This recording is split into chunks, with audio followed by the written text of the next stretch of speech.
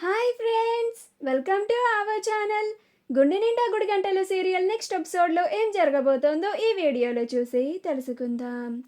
Auto నడుపుతున్న బాలుని చూసి ఆశ్చర్యపోయిన మీనా అసలేం జరిగింది అని తెలుసుకోవడానికి ఈ వీడియోని స్కిప్ చేయకుండా ఎండ్ వరకు చూసేయండి. మనోజ్ తన జాబ్ కోసం 14 లక్షలు ఇవ్వమని సత్యంని అడుగుతూ ఉంటాడు. ప్రభావతి కూడా మనోజ్కి వత్తాసు పలుకుతూ ఉంటుంది. అప్పుడు బాలు మనోజ్కి ప్రభావతికి మాటకి మాట బదులిస్తూ ఉంటాడు. రోహిణి ఏమీ మాట్లాడలేక అటు ఇటు సతమతమైపోతూ ఉంటుంది. అప్పుడు సత్యం, డబ్బులు ఇచ్చేది లేదు, నువ్వు ఈ ఉద్యోగానికి వెళ్ళేది లేదు, నీవింకా వేరే ఉద్యోగం చూసుకుంటే మంచిది, అంతేకాని ఈ 14 లక్షలు కడితే ఉద్యోగం వచ్చేదేంటి, అంత డబ్బు కట్టే వాళ్ళమే అయితే నువ్వు ఇంకా ఉద్యోగం చేయడం ఎందుకురా అని అంటాడు. అప్పుడు బాలు, నాకెందుకో ఈ మనోజ్ గాడు 14 లక్షలు కడితే ఉద్యోగం వచ్చిద్ది అని అంటున్నాడు కదా నాన్న, ఇదెందుకో నాకు ఫేక్ లాగా అనిపిస్తోంది అని అంటాడు. అప్పుడు మనోజ్, అలా ఏం లేదు నాన్న, ఆ కంపెనీ చాలా మంచిది, 14 లక్షలు కడితే నిజంగానే నాకు జాబ్ వస్తుంది అని అంటాడు.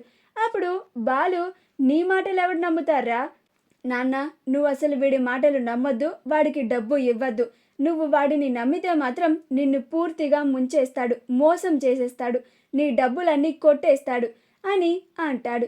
అప్పుడు మనోజ్, రేయ్ బాలు, నీ పనేంటో నువ్వు చూసుకో, నా విషయాల్లో అస్సలు జోక్యం చేసుకోకు అని అంటాడు. అప్పుడు బాలు, నేనేమీ నీ విషయాల్లో జోక్యం చేసుకోవడం లేదురా, మా నాన్నకి నేను జాగ్రత్త చెప్తున్నానంతే, జాగ్రత్త పడు నాన్న, లేకపోతే కొంతమంది దొంగలు నిన్ను మోసం చేసి నీ దగ్గరున్న డబ్బులు కొట్టేస్తారు అని చెప్తున్నాను అని అంటాడు. అప్పుడు మనోజ్ మొహం మార్చుకొని ఉంటాడు. చూడమ్మా, వాడు ఎవరిని దొంగలు అంటున్నాడో నీకు అర్థమవుతుందా అని అంటాడు. అప్పుడు ప్రభావతి, చెప్తానురా, నాకు సమయం వస్తుంది, అప్పుడు చెప్దాం ఈ బాలుగాడి సంగతి అని అంటుంది. మనోజ్ ఇంకా ఏమీ చేయలేక దీనంగా వాళ్ళ గదిలోకి వెళ్ళిపోతాడు. రోహిణి వాళ్ళ గదిలోకి వెళ్ళి, ఏంటిది మనోజ్, ఇలా జరిగింది, నీకు రాక రాక అంత మంచి కంపెనీలో ఉద్యోగం వస్తే ఇలాంటి కండిషన్ పెట్టారేంటి, ఇప్పుడేమో మావయ్య గారు 14 lakhs ఇవ్వను అంటున్నారు, నువ్వు అక్కడ డబ్బు కడితే కానీ నీకు ఇక్కడ జాబ్ వచ్చేలాగా లేదు అని అంటుంది. అప్పుడు మనోజ్, అవును రోహిణి, నాకు అదే అర్థం కావడం లేదు, పోనీ నువ్వెక్కడన్నా ట్రై చేసి నాకు 14 lakhs ఇప్పించగలుగుతావా అని అంటాడు. ఆ మాట వినగానే రోహిణి, అమ్మో 14 లక్షలా, నేనెక్కడి నుంచి తీసుకురాను మనోజ్ అని అంటుంది. అప్పుడు మనోజ్, అది కరెక్టేలే, నువ్వైనా ఎక్కడి నుంచి తీసుకొని వస్తావు, అది చాలా పెద్ద మొత్తం కదా అని అంటాడు. మరుసటి రోజు మీనా పూల కోసమని పూల మార్కెట్కి వెళ్తుంది. అలా పూలు కొంటూ ఉంటే అక్కడికి ఒక ఆటో వచ్చి ఆగుతుంది.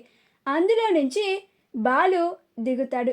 ఆటో డ్రైవర్గా బాలుని చూసి మీనా ఆశ్చర్యపోతుంది.